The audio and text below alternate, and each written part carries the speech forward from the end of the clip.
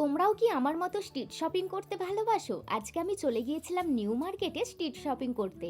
আর আমাদের মেয়েদের তো শপিং করতে দিলে আর কিচ্ছু চাই না, টুকটাক শপিং করব ভেবেছিলাম, বাট গিয়ে এত সুন্দর সুন্দর কালেকশন দেখে আমি তো আর নিজেকে সামলাতেই পারলাম না। আর আজকে এতটাই ভিড় ছিল যেটা আমি এক্সপেক্টই করিনি। নিউ মার্কেট মানেই তো ব্যাগের হিউজ কালেকশন, আর এখানে এলে আমায় তো ব্যাগ কিনতেই হবে। এই দেখো, এই দুটো ব্যাগের মধ্যে আমি কনফিউজড হয়ে যাচ্ছিলাম যে কোন ব্যাগটা নেব। যাই হোক, তারপর আমি এই জুয়েলারির শপটায় আসি, আর এখানের প্রতিটা নেক পিসই এতটাই সুন্দর ছিল যে আমি ভাষায় প্রকাশ করতে পারবো না।